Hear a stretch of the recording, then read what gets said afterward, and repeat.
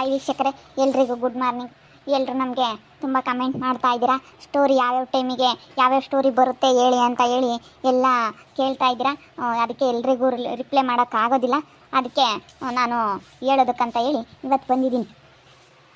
ಬೃಂದಾನ್ Meenakshi story end ಮಾಡಿದ್ರಾ ಅಂತ ಕೇಳ್ತಾ ಇದ್ರಲ್ಲ, ಇವತ್ತು ಈ ಕತೆಗೆ ಒಂದು ಎಂಡಿಂಗ್ ಕೊಡ್ತಾ ಇದ್ದೀವಿ. ಬೃಂದಾನ್ ಮೀನಾಕ್ಷಿ ಕತೆನ ಇನ್ಮೇಲಿಂದ ಹಾಕೋದಿಲ್ಲ, ಯಾಕಂದರೆ ಅದು ಇನ್ನು ನಮ್ಮ ವೀಕ್ಷಕರು ಯಾರೂ ಅಷ್ಟೊಂದು ಸಪೋರ್ಟ್ ಮಾಡ್ತಾ ಇಲ್ಲ ಆ ಸ್ಟೋರಿಗೆ. ಅದಕ್ಕೆ ಮುಂದುವರ್ಸಲು ಆಗೋದಿಲ್ಲ, ನಮ್ಮ ಕೈಲಿ ಸಾಧ್ಯ ಆಗೋದಿಲ್ಲ ಮುಂದುವರ್ಸೋಕ್ಕೆ. ಅದಕ್ಕೇ ಆ ಕತೆಗೆ ಒಂದು ಎಂಡಿಂಗ್ ಕೊಡ್ತಾ ಇದ್ದೀವಿ. 4 ಜನ ಹೆಣ್ಮಕ್ಳು ಸ್ಟೋರಿನೂ ಬರುತ್ತೆ. ಅದು ಮಾಮೂಲಿ ಏನು ಟೈಮಿಂಗ್ಸ್ ಇರುತ್ತೋ ಅದೇ ಟೈಮಿಂಗ್ಸಿಗೆ ಎಲ್ಲ ವಿಡಿಯೋಗಳು 10 ಗಂಟೆಗೊಂದು, 11 ಗಂಟೆಗೊಂದು, 12 ಗಂಟೆಗೊಂದು, 1 ಗಂಟೆಗೊಂದು, 2 ಗಂಟೆಗೊಂದು, 3 ಗಂಟೆಗೊಂದು, 4 ಗಂಟೆಗೊಂದು, ಯಾವ ಟೈಮಿಂಗ್ಸ್ ಇದೆಯೋ ಆ ಟೈಮಿಂಗ್ಸಿಗೆ 4 ಜನ ಹೆಣ್ಮಕ್ಳು ಸ್ಟೋರಿ ಪ್ರಸಾರವಾಗುತ್ತೆ. ಇವಾಗ ಮಾಡ್ತಾ ಇದ್ದೀವಲ್ಲ ಹೊಸ ಸ್ಟೋರಿ, ಅದು ಬೃಂದಾನ್ ಮೀನಾಕ್ಷಿ ಸ್ಟೋರಿ ಯಾವ ಟೈಮಿಂಗ್ಸಿಗೆ ಬರ್ತಿತ್ತೋ 5 ಗಂಟೆಗೊಂದು, 5:15ಗೊಂದು, ಅದು ಯಾವ ಮೀನಾಕ್ಷಿ ಸ್ಟೋರಿ ಬರ್ತಾ ಇತ್ತಲ್ಲ ಆ ಟೈಮಿಂಗ್ಸಿಗೆ ಈ ವಿದ್ಯಾವಂತ ಹುಡುಗನ ಜೀವನದ ಕಥೆಯನ್ನು ಆ ಸ್ಟೋರಿನ ಆ ಟೈಮಿಂಗ್ಸಿಗೆ ಹಾಕ್ತಾಯಿದ್ದೀವಿ. ಎಲ್ಲರೂ ನೋಡಿ ಮೊದಲಿನ ವೀಡಿಯೋಗಳಿಗೆಲ್ಲ ಎಷ್ಟು ಸಪೋರ್ಟ್ ಮಾಡಿದ್ರೋ ಅದೇ ರೀತಿ ಈ ಸ್ಟೋರಿಗೂ ಸ್ವಲ್ಪ ನಿಮ್ಮ ಸಪೋರ್ಟ್ ಇರಬೇಕಂತ ತಮ್ಮಲ್ಲಿ ಕೇಳ್ಕೊಳ್ತಾ ಇದ್ದೀವಿ.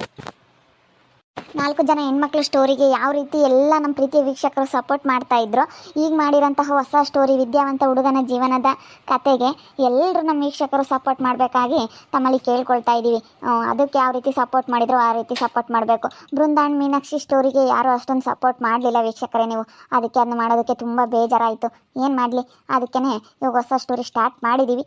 ಎಲ್ಲರೂ ಹೇಳ್ತೀರಾ, ಅರ್ಧ ಮಾಡ್ತೀರಾ ಅಂತ ಹೇಳಿ ನಿಮ್ಮ ಸಪೋರ್ಟ್ ಇದ್ರೇ ನಮಗೂ ಖುಷಿ ಆಗೋದು ವಿಡಿಯೋ ಮಾಡೋದಕ್ಕೆ. ಈಗ 4 ಜನ ಹೆಣ್ಮಕ್ಳು ಸ್ಟೋರಿನ ಎಲ್ಲರೂ ತುಂಬ ಜನ ಹಾಕ್ರಿ ನಾವು ತುಂಬ ಮಿಸ್ ಮಾಡ್ಕೊಳ್ತಾ ಇದ್ದೀವಿ ಅಂತ ಹೇಳಿ ನಮ್ಮ ಪ್ರೀತಿ ವೀಕ್ಷಕರೆಲ್ಲರೂ ಕಮೆಂಟ್ ಮಾಡ್ತಾ ಇರ್ತೀರ. ಅದಕ್ಕೆ ನಮಗೂ ಖುಷಿ ಆಗುತ್ತೆ, ಹಾಕಬೇಕು ಕೇಳ್ತಾರೆ ಅಂತ ಹೇಳಿ. ಬೃಂದಾನ್ ಮೀನಾಕ್ಷಿ ಸ್ಟೋರಿಗೆ ಅಷ್ಟೊಂದು ನಮ್ಮ ವೀಕ್ಷಕರು ಯಾರೂ ಸಪೋರ್ಟ್ ಮಾಡಲಿಲ್ಲ. ಅದಕ್ಕೆ ಒಂದು ಎಂಡಿಂಗ್ ಕೊಡ್ತಾ ಇದ್ದೀವಿ. ಎಲ್ಲ ನಮ್ಮ ಪ್ರೀತಿಯ ವೀಕ್ಷಕರು ತುಂಬ ಚೆನ್ನಾಗಿ ಕಮೆಂಟ್ ಮಾಡ್ತೀರಾ, ಎಲ್ಲರೂ ಸಪೋರ್ಟ್ ಮಾಡ್ತೀರಾ. ನಿಮ್ಮ ಸಪೋರ್ಟ್ ಸದಾ ನಮ್ಮ ಚಾನಲ್ ಮೇಲೆ ಹೀಗೆ ಇರಲಿ ಅಂತ ಹೇಳಿ ತಮ್ಮಲ್ಲಿ ಕೇಳ್ಕೊಳ್ತಾ ಇದ್ದೀವಿ.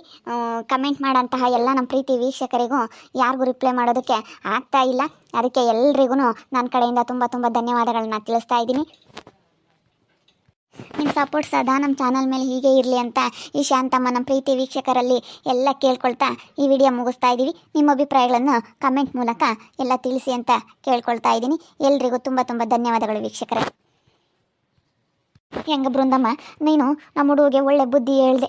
ನೀನು ಹೇಳಿದ್ಕೆ ಅವನು ಕುಡಿಯೋದು ಬಿಟ್ಟನಮ್ಮ.